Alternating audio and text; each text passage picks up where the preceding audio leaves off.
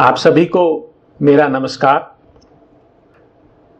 हम ओम का उच्चारण करते हुए और श्री मां का स्मरण करते हुए इस सत्र को आरंभ करेंगे।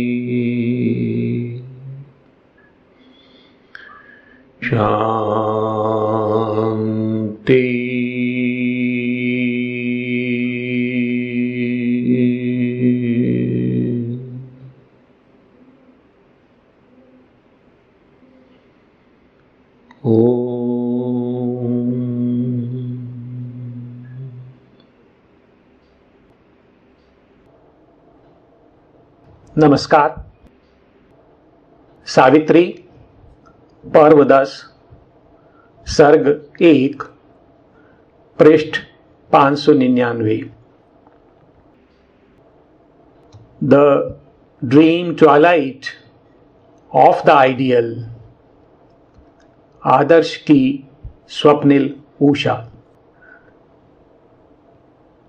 आज हम इस सर्ग का जो सारांश है आरंभ से अंत तक एक बार लेंगे।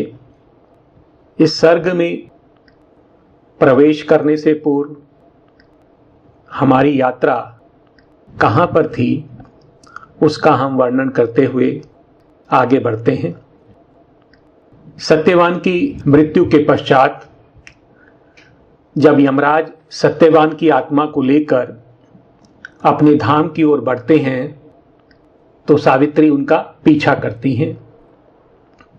वे तीनों आगे बढ़ते हुए शाश्वत रात्रि के क्षेत्र में प्रवेश कर जाते हैं। शाश्वत रात्रि का लोक मृत्यु का क्षेत्र है।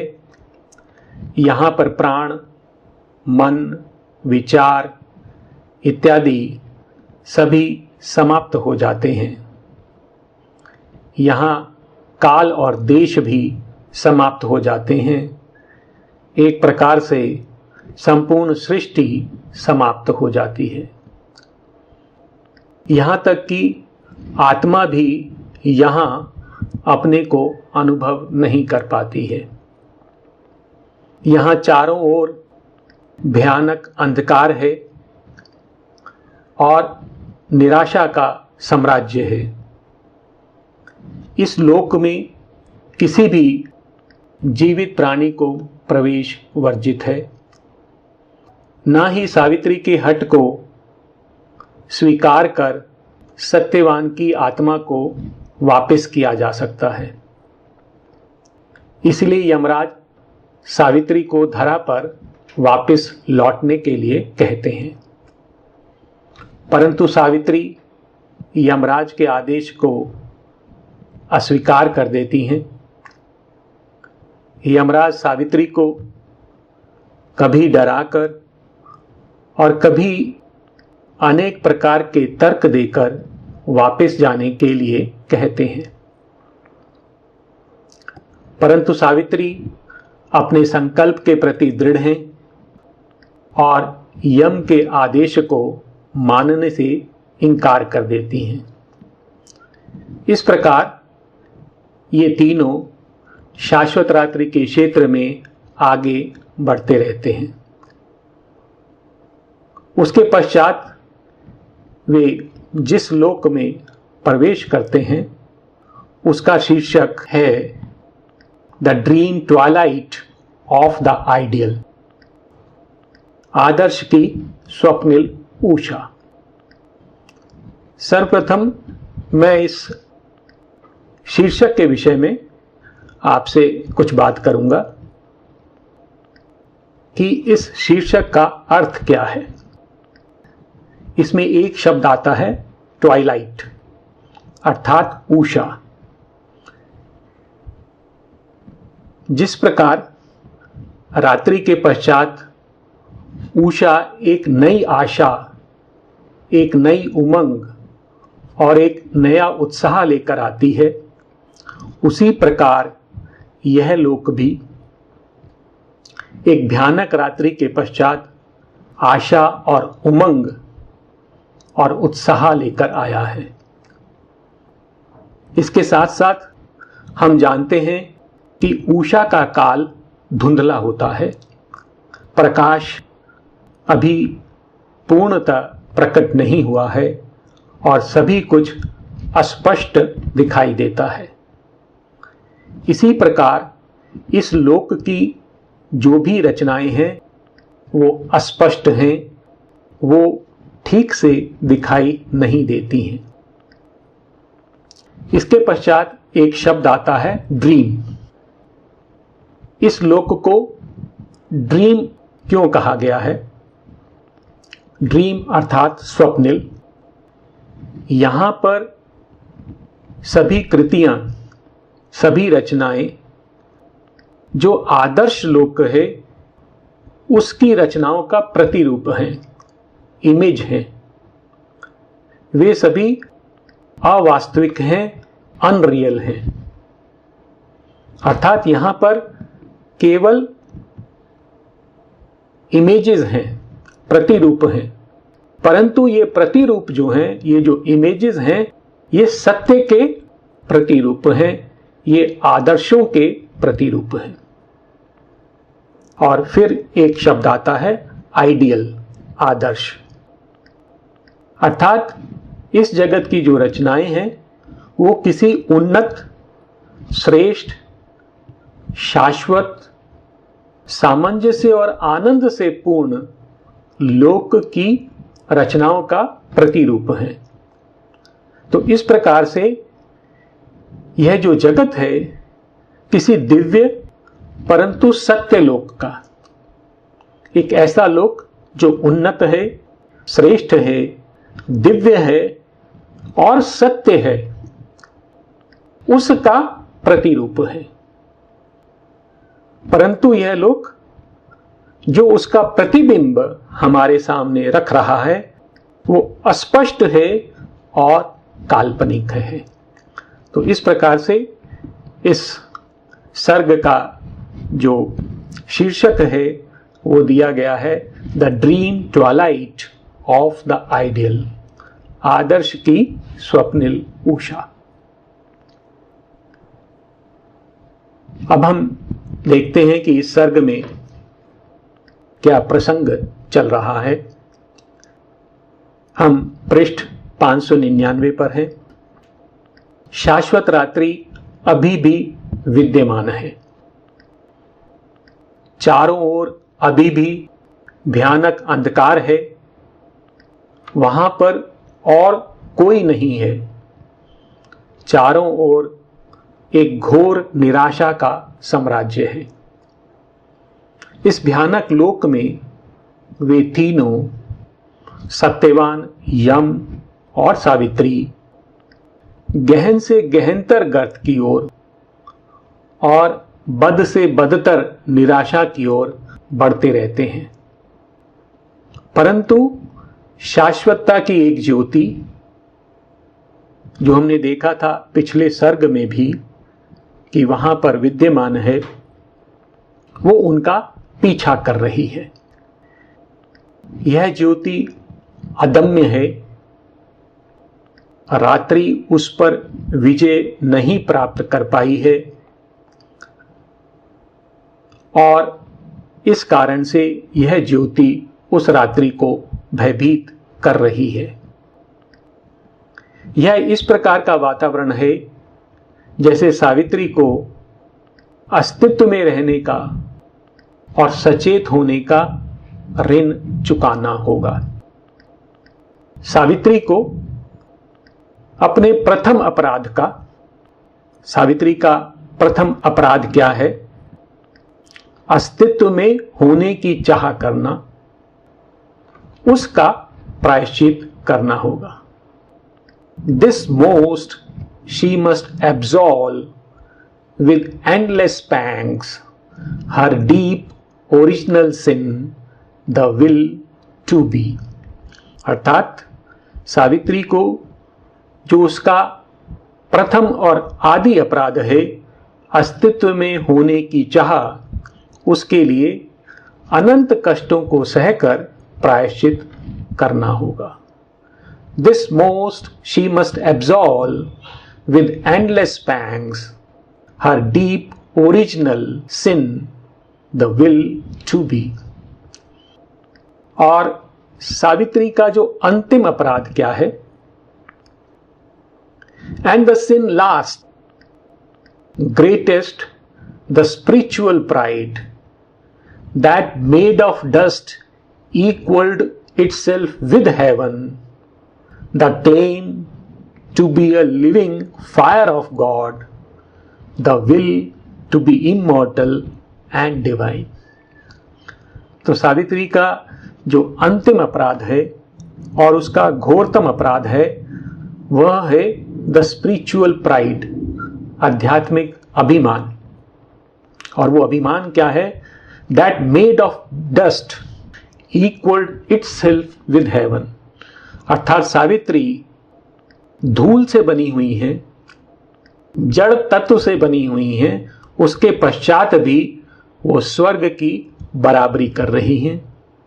The claim to be a living fire of God, प्रभु की एक जीवंत अग्नि होने का दावा कर रही हैं। The will to be immortal and divine, और दिव्य और अमर होने की चाह कर रही हैं। और इस अपराध का उन्हें प्रायश्चित करना होगा। इस प्रकार सावित्री ने सृष्टि के आरंभ से, उस आदि क्रिया से, जब से जो अचित की निद्रा भंग होती है, अर्थात जब से अचित के अंदर एक स्पंदन प्रकट होता है, अर्थात जब से यह सृष्टि आरंभ होती है, तब से किए गए सभी अपराधों के लिए पश्चाताप करना होगा। In that tremendous darkness, heavy and bare, she atoned for all। तो उस भयंकर अंधकार में सावित्री ने सभी अपराधों का पश्चाताप किया। और वो पश्चाताप कौन से हैं? Since the first act whence sprang the error of the consciousness of time, the rending of the inconscience seal of sleep। अर्थात उस क्षण से, जब से काल की चेतना प्रकट हुई, अर्थात काल प्रकट हुआ, और उस क्षण से जब अचित की निद्रा भंग हुई, the rending of the unconscious seal of sleep. तो सावित्री को इन सभी अपराधों का पश्चाताप करना होगा। और क्यों करना होगा? क्योंकि सावित्री ने इस जगत का उद्धार करने का संकल्प किया है, और जो जगत का तारणहार है, उसको इस जगत के सभी कष्टों को सहना होता है। ये कुछ पंक्तियां हैं सावित्री में जो 536 पृष्ठ पर हैं, जो वर्ल्ड सेवियर के विषय में कही गई हैं, वो मैं यहां पर आपके सामने रख रहा हूं। If thou wouldest save the toiling universe, the vast universal suffering feel as thine। तो यदि तू इस जगत का मुक्त कराना चाहती है तो इस संपूर्ण जगत के कष्टों को तू अपना मान। Thou must bear the sorrow that thou claimest to heal। The day bringer must walk in darkest night। तो जो दुख तू दूर करना चाहती है उसे तुझे स्वयं सहन करना होगा। जो दिन को लाने वाला है, द डे ब्रिंगर, उसको घोरतम रात्रि में से गुजरना होगा। The day bringer must walk in darkest night. He who would save the world must share its pain। जो इस जगत की रक्षा करेगा उसे इस जगत के कष्टों को भी वहन करना होगा। तो इस प्रकार से सावित्री को सृष्टि के आरंभ से जितने भी किए गए पाप हैं या वो सभी कर्म जो कि अचित के अस्तित्व के विरुद्ध हैं, उन सभी का पश्चाताप करना होगा। और इस प्रकार से सावित्री एक अभागिन के समान सदा उस शाश्वत रात्रि में भटकती रहती हैं। Her spirit guilty of being wander doomed moving for ever through eternal night. तो एक अभागिन के समान वो सदा इस रात्रि में भटकती रहती है। परंतु यह एक इमेज है, इमेजिनेशन है, क्योंकि यह जो जगत है जैसा दिखाई देता है वैसा नहीं है। अब श्री अरविंद हमें इस तथ्य के विषय में बता रहे हैं कि जो भी हमने अभी तक देखा है उसके पीछे एक दूसरा सत्य छिपा हुआ है और वह हमारे सामने उसको रख रहे हैं। वो कहते हैं कि ये जो जगत जैसा दिखाई देता है वैसा नहीं है। एक माया है जिसने उस भगवान को ढक रखा है। But Maya is a well of the absolute. एक गुह्य सत्य ने इस जगत की रचना की है, अर्थात यह जगत कोई आकस्मिक दुर्घटना नहीं है, अपितु इसकी जो रचना है वो एक सत्य ने की है। A truth occult has made this mighty world. मैं पृष्ठ नंबर 600 पर 20वीं पंक्ति पर हूं। The inconscient is the superconscient sleep. अर्थात जो हमें अचित दिखाई दे रहा है वो और कुछ नहीं, अति चेतन की निद्रा है, उसी का एक रूप है। अति चेतन स्वयं ही अचित के रूप में आ गया है। The inconscient is the superconscient sleep. An unintelligible intelligence invents creations paradox profound. और यह जो जगत है जिसमें हमें हर पग पर विरोधाभास दिखाई देता है और हम सत्य को कभी पकड़ नहीं पाते हैं, उस जगत के सभी विरोधाभासों के पीछे एक अज्ञ प्रज्ञा छिपी हुई है, एक इंटेलिजेंस छिपी हुई है। An unintelligible intelligence invents creation's paradox। और ये जो जगत यंत्र रूपी दिखाई देता है, इसके पीछे एक दिव्य संकल्प छिपा हुआ है, अर्थात एक शक्ति है, एक संकल्प है जो इसे एक निश्चित दिशा में ले जा रहा है, spiritual thought is crammed in matters forms। तो ये जो जड़ रूप हैं उसमें एक आध्यात्मिक विचार भरा हुआ है, उनके अंतर में एक आध्यात्मिक उद्देश्य स्थित है। Spiritual thought is crammed in matter's form. Unseen, it throws out a dumb energy and works a miracle by a machine। और यह जो जगत है, जड़ जगत, जो एक यंत्र के समान है, उससे वह जो आध्यात्मिक सत्य है, संकल्प है, वो एक चमत्कार प्रकट करता है। और हम जानते हैं कि इस धरती की विकास यात्रा में कितने चमत्कार प्रकट हुए हैं। मिट्टी से वनस्पति, वनस्पति से जीव, और फिर जीव से मनुष्य का प्रकट होना, ये सभी अपने आप में चमत्कार हैं। तो इनके पीछे एक दिव्य संकल्प छिपा हुआ है।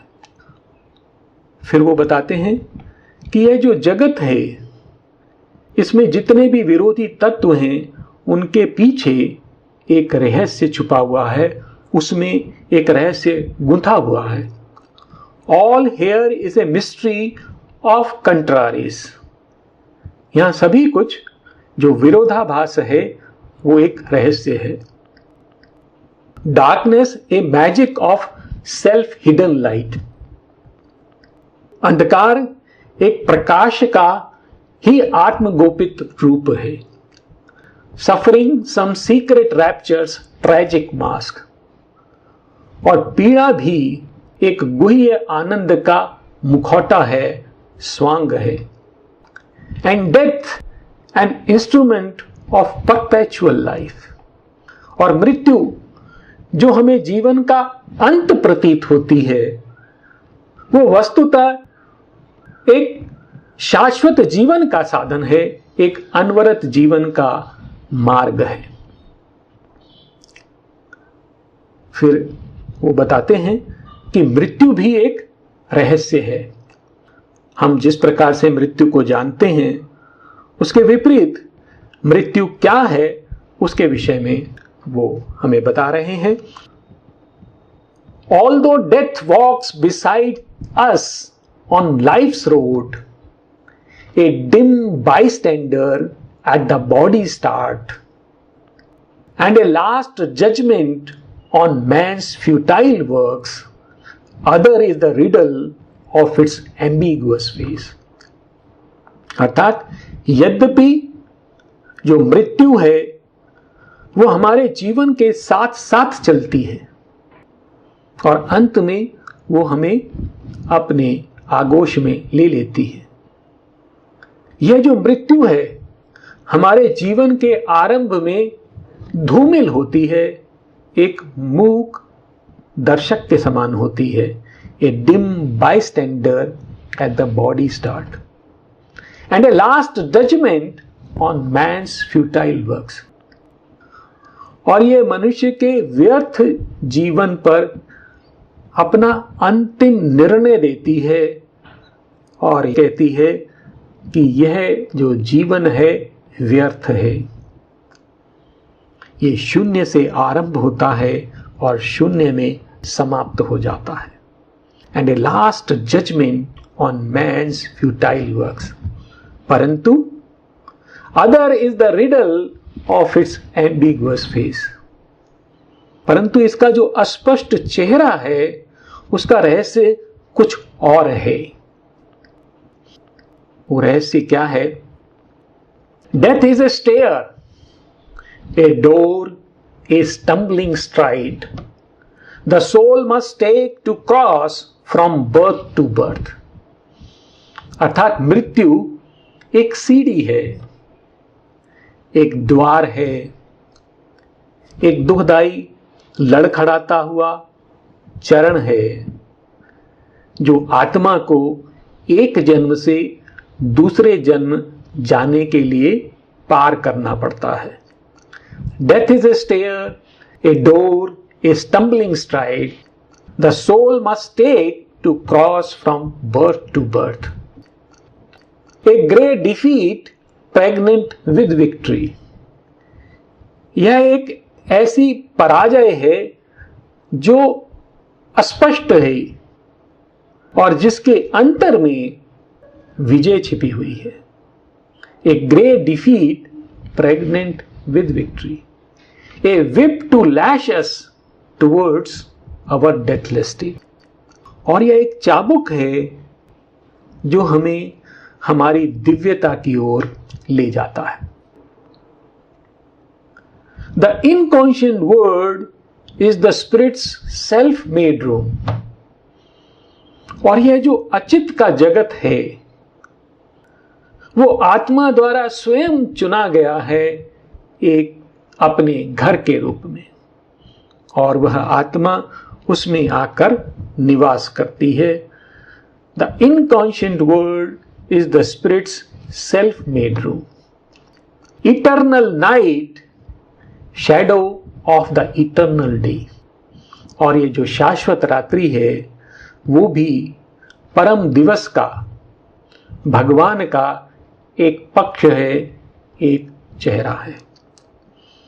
तो इस प्रकार से श्री अरविंद हमें बता रहे हैं कि यह जो शाश्वत रात्रि है वो और कुछ नहीं, भगवान का ही एक चेहरा है, एक पक्ष है.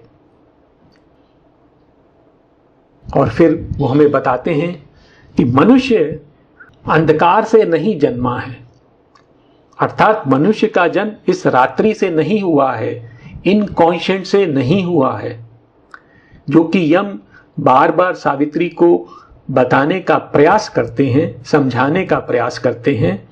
यहाँ श्री अरविंद हमें सत्य बता रहे हैं कि मनुष्य अंधकार से नहीं जन्मा है, हम भगवान से आए हैं और भगवान की ओर बढ़ रहे हैं. तो हमारा सत्य क्या है कि जो मनुष्य है वो मूल रूप से भगवान का अभिन्न और दिव्य अंश है. अहम ब्रह्म अस्मि तत्त्वम असि. यह हमारा मूल रूप है, जो हम शाश्वत हैं, हम भगवान के अभिन्न अंश हैं, परंतु अभिव्यक्ति में हम अंधकार, अज्ञान और मृत्यु के पाश में जकड़े हुए हैं, जैसा कि हमारा जीवन है और हम इसे जानते हैं. और मनुष्य को अपनी अभिव्यक्ति में, अर्थात इस जगत में रहते हुए दिव्य बनना है. यही उसका भी उद्देश्य है और इस सृष्टि का भी यही उद्देश्य है, और यही हमारा सत्य है. और वही हम देख रहे हैं कि सृष्टि विकास का मार्ग अपनाते हुए एक निर्जीव जड़ तत्व से मनुष्य तक उसने सृजन कर लिया है. और इसके पश्चात सृष्टि की चाह है, सृष्टि का संकल्प है कि एक दिव्य मनुष्य यहां पर प्रकट हो. तो हमें बताते हैं वो, night is not our beginning nor our and. रात्रि ना तो हमारा आरंभ है ना ही हमारा अंत है. She is the dark mother in whose womb we have hid safe from too swift awakening to world pain. अर्थात रात्रि वो एक ऐसी माता है जिसके गर्भ में हम छिप गए हैं. क्यों?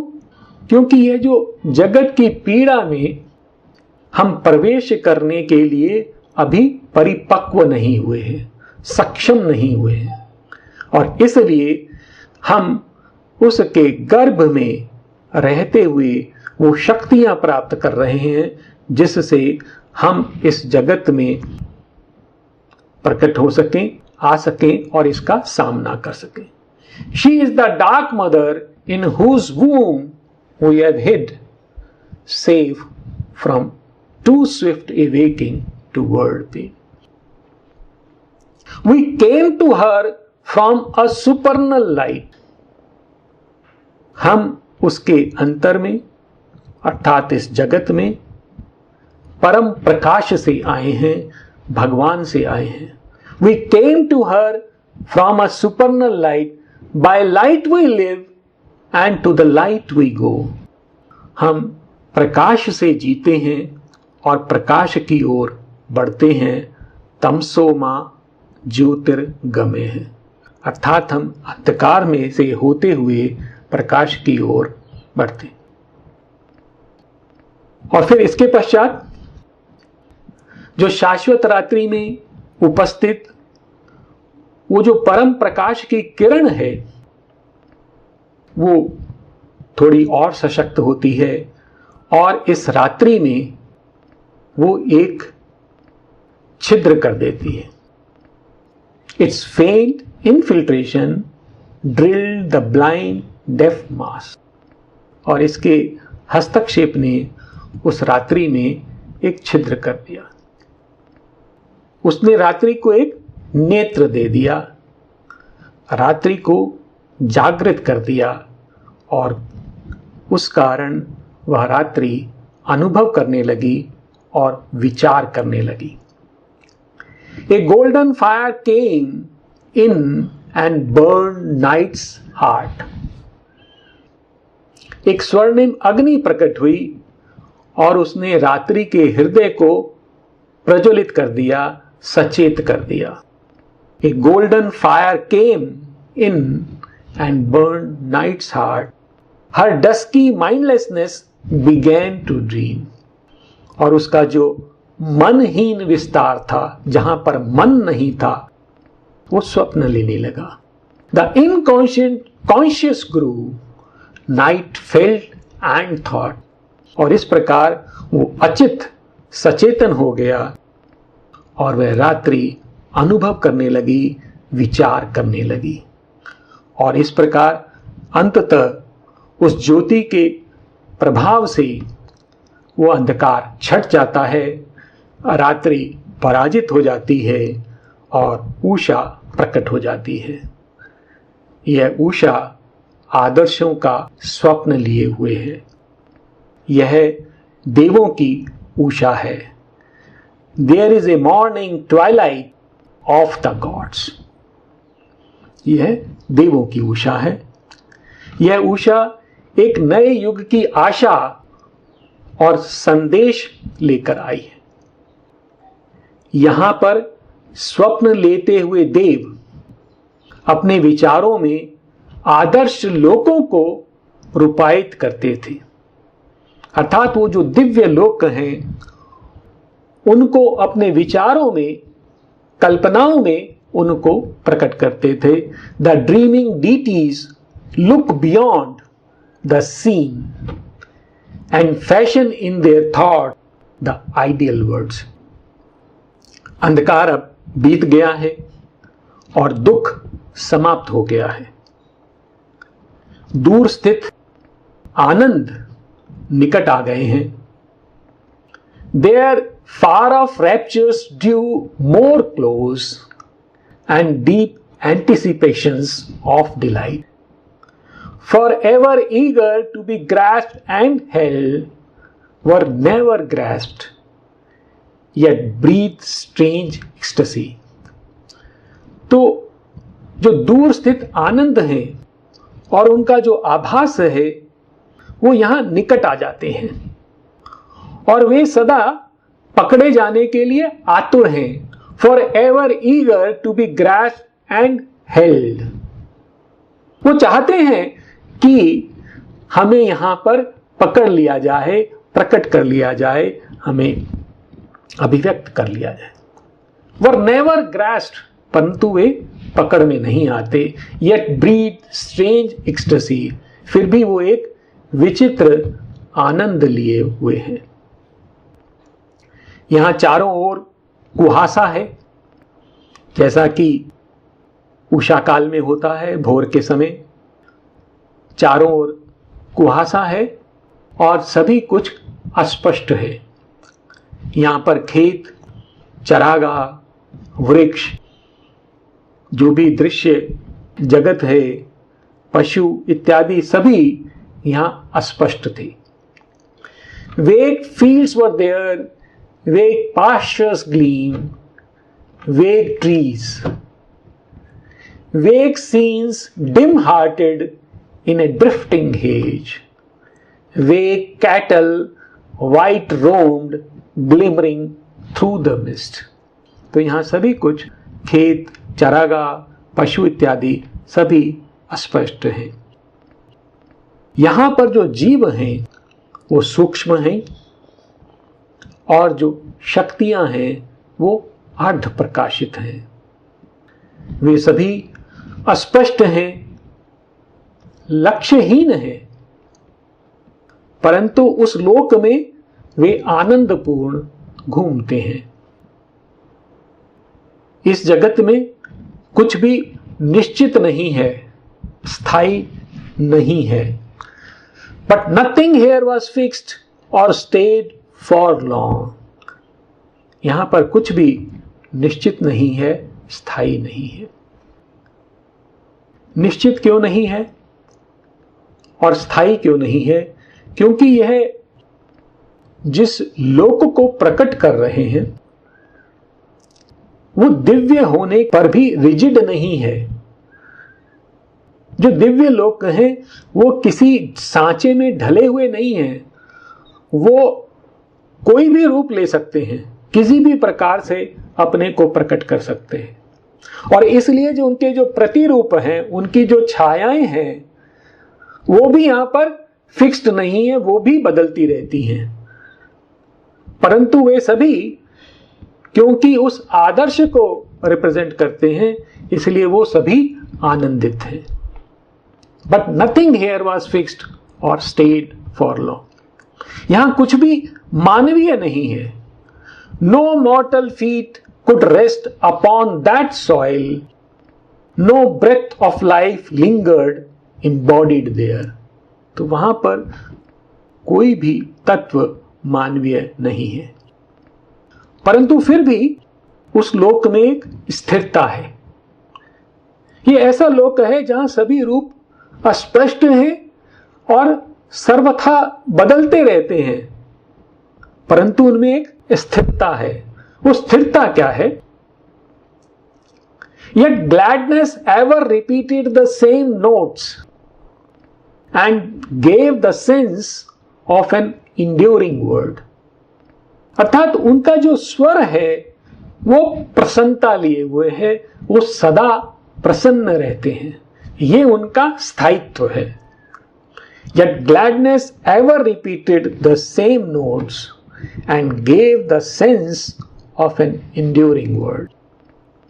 यहां जो विचार हैं वो अपना रूप बदलते रहते हैं, स्थायी नहीं है, परंतु फिर भी वे स्थायी हैं कि वो अपना आकर्षण सदा बनाए रखते हैं, क्योंकि वो जिस लोक को प्रतिबिंबित कर रहे हैं उसकी ओर हमेशा खींचते रहते हैं। यद्यपि यहां सभी कुछ परिवर्तनशील है और पकड़ से दूर है, परंतु यहां की कृतियों में एक विचित्र संगति है, एक निरंतरता है। वो संगति क्या है, वो निरंतरता क्या है कि वे शाश्वत और आनंददायी आदर्शों के प्रतिरूप हैं। तो उनमें जो एकत्व है, जो संगति है, वो इस बात की है कि वो जो शाश्वत और आनंददायी आदर्शों का प्रतिरूप है, वे सदा आनंद में रहते हैं और सदा दिव्यता की ओर आकर्षित करते रहते हैं। यह उनकी निरंतरता है, उनका स्थायित्व है। वहां की जो रचनाएं हैं वो अदृश्य जगत का छोर है, परंतु वे पकड़ से दूर है।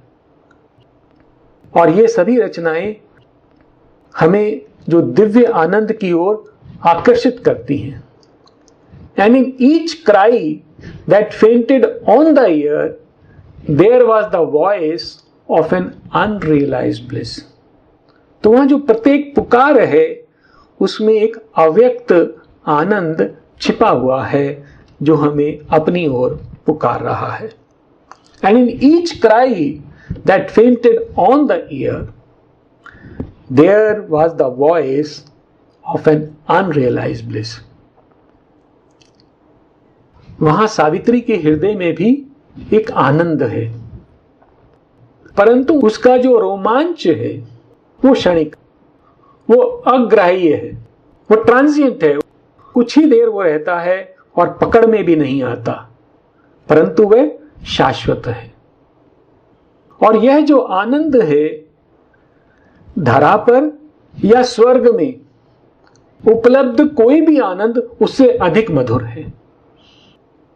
तो ये विचित्र प्रकार का लोक है जहां रोमांच क्षणिक भी है, पकड़ से भी दूर है, परंतु धरा और स्वर्ग में होने वाले सभी आनंद के अनुभव उनसे अधिक मधुर है, क्योंकि यह दिव्यता को स्पर्श कर रहा है, यह भगवान को स्पर्श कर रहा है. अनग्रास्प्ड delight whose momentary and escaping thrill, however unsubstantial to our flesh and brief even in imperishableness, much sweeter seen than any rapture known, earth or all conquering heaven can ever give. तो यह जो आनंद है सावित्री के हृदय में वो पकड़ से दूर है. सावित्री चाहे तो उसे पकड़ नहीं पा रही है, क्षणिक है, परंतु शाश्वत है और वो धरा के और स्वर्ग के किसी भी आनंद से अधिक मधुर है. यहां पर जो रचनाएं हैं वो धरा पर और जो स्वर्ग है उस पर जो रचनाएं हैं उसके कंपैरिजन में, उसकी तुलना में अस्पष्ट हैं और अग्राह्य हैं. अर्थात यहां जो रचनाएं हैं वो क्लियर नहीं है, अस्पष्ट हैं और पकड़ से दूर हैं, परंतु वे शाश्वत आदर्शों का प्रतिरूप हैं, आनंद को स्पर्श करती हैं, काल्पनिक हैं. These only touch a golden hem of bliss. ये जो आनंद है, ब्लिस, विशुद्ध आनंद, इसके स्वर्णिम छोर को छूती हैं और ये दिव्य लोक के प्रथम कंपित प्रतिरूप है. प्रथम मतलब this is an indication of the divine word, और कंपित हैं क्योंकि ये उसे ठीक से पकड़ नहीं पाते हैं. Satisfied beginnings of perfection, first tremulous imaginings of a heavenly world. तो ये उस दिव्य जगत के प्रथम परंतु कंपित प्रतिरूप हैं. All in this world was shadowed forth, not lived. यहां पर सभी कुछ एक प्रक्षेपण है, छाया रूपी, अर्थात किसी और जगत का एक इमेज है जो यहां पे प्रक्षेपित किया गया है. All in this world was shadowed forth, not lived. और वो स्पष्ट नहीं है, रेखांकित नहीं है.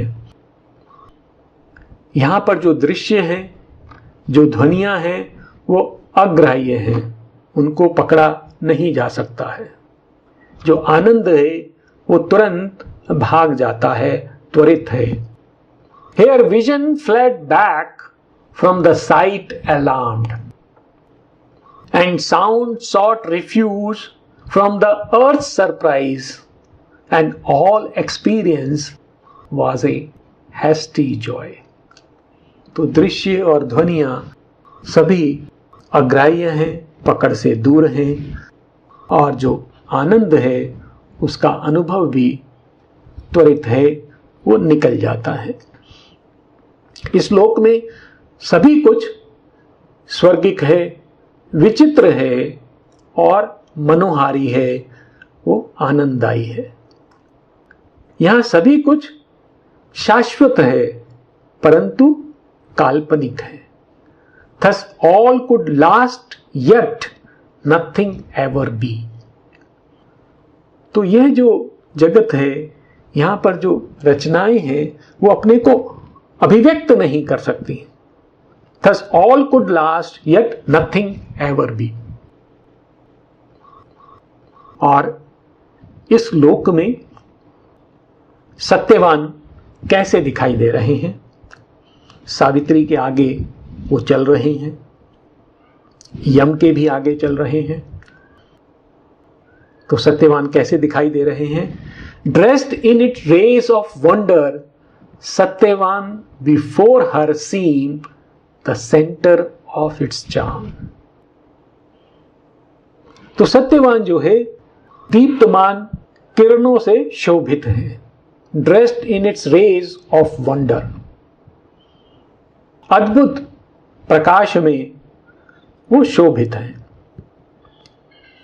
बिफोर हर, और उसके सामने है। Seeing the centre of its charm, और ये जो जगत है इसका जो शोभा है, जो आनंद है, जो आकर्षण है, उसका केंद्र सत्यवान है। अर्थात उस जगत में जो सबसे अधिक आकर्षित कोई सत्ता है वो सत्यवान है। Dressed in its rays of wonder, Satyavan before her seen the centre of its charm, head of her loveliness of longing dreams, वो सावित्री के स्वप्नों का शीर्ष है, प्रमुख है। And captain of the fancies of her soul, और उसकी जो आत्मा है सावित्री की, उसकी जो कल्पनाएं हैं उसका प्रमुख है। And captain of the fancies of her soul. और वहां पर यम कैसे हैं, कैसे दिखाई दे रहे हैं?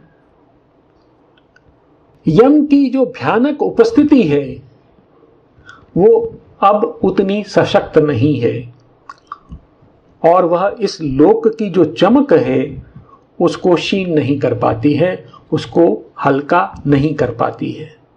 Even the dreadful majesty of death's face,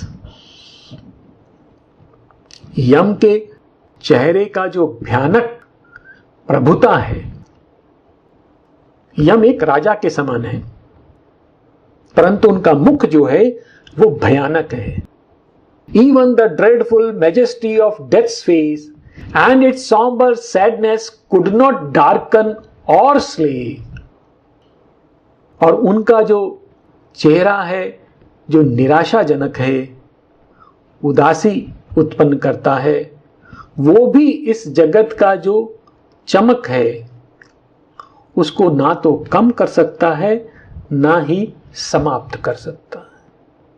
अर्थात यम यहां पर शक्तिहीन हो जाते हैं। Even the dreadful majesty of death's face and its sombre sadness could not darken nor slay that intangible lustre of those fleeting skies.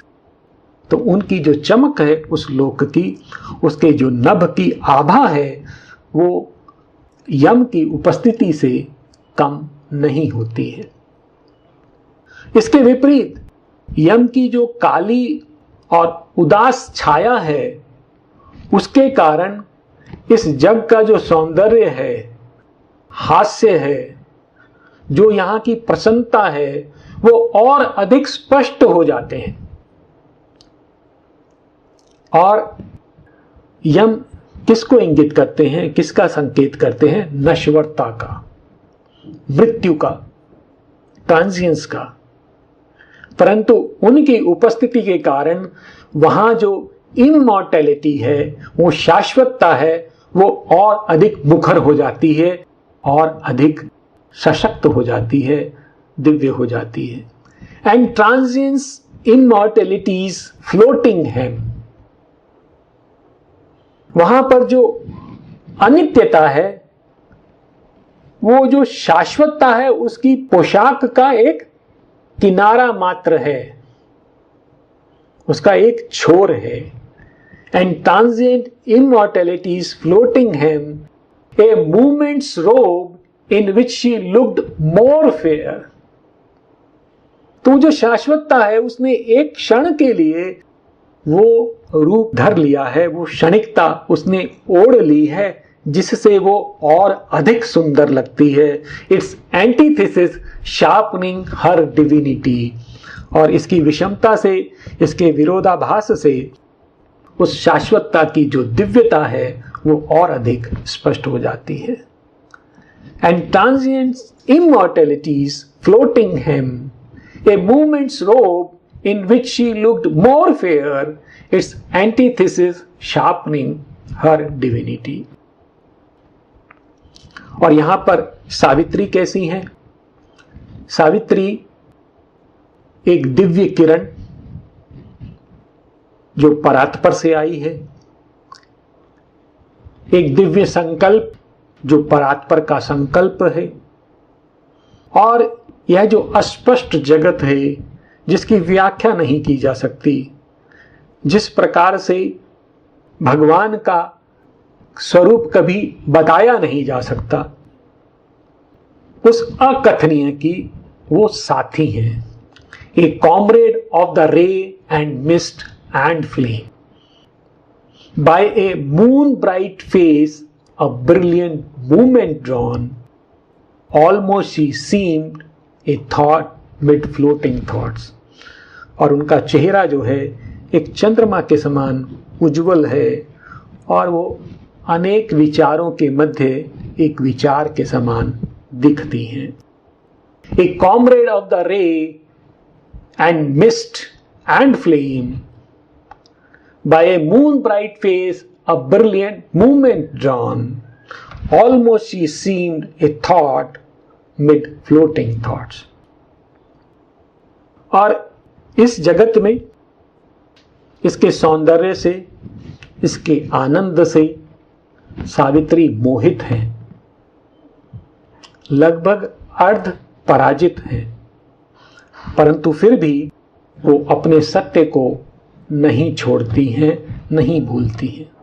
half vanquished by the dream happiness around, जो कुछ वहां पर आनंद है उससे वो अर्ध पराजित हैं। half vanquished by the dream happiness around, a while she moved on an enchantment soil, but still remained possessor of her soul। वो अपनी आत्मा को, अपने सत्य को अभी भी पकड़े हुई हैं। और उनकी आत्मा की स्थिति क्या है? ये अंतिम पंक्तियां हैं। Above her spirit in its mighty trance saw all, but lived for its transcendent task, immutable like a fixed eternal star। तो सावित्री की स्थिति कैसी है? उनके ऊर्ध्व में उनकी जो जीवात्मा है, above her spirit in its mighty trance, और वो जो जीवात्मा है वो अपने कर्म के प्रति, जो उनको भागवत कर्म मिला है, जो उनका संकल्प है, उसके प्रति समर्पित है। But lived for its transcendent task, immutable like a fixed eternal star. वो एक शाश्वत तारे के समान अटल हैं, स्थित हैं। Above her spirit in its mighty trance saw all, but lived for its transcendent task, immutable like a fixed eternal star. तो इस प्रकार यह सर्ग समाप्त हो रहा है, और इसके पश्चात हम अगले सर्ग में देखेंगे कि यम, ये जो आदर्श जिनका यहां पर प्रतिरूपण है, जो यहां पर दिखाई दे रहे हैं, उनको मनुष्य की कपोल कल्पना कहते हैं। अर्थात ये मनुष्य के मन की कल्पना मात्र जो है, एक इमेजिनेशन, वो बताते हैं। इनको काल्पनिक बताते हैं, व्यर्थ बताते हैं, असत्य बताते हैं, और सावित्री को इन्हें त्याग देने का सुझाव देते हैं। ये सब अगले सर्ग में आएगा। परंतु सावित्री मन से परे हैं, वे आत्मा के नेत्रों से देखती हैं, वे तर्क से परे हैं, वे सत्य के प्रति सचेत हैं और इसलिए वो यम के तर्कों को अस्वीकार कर देती हैं। तो हम यहां पर इस सर्ग को समाप्त करेंगे एक बार शांति मंत्र का उच्चारण करने के पश्चात।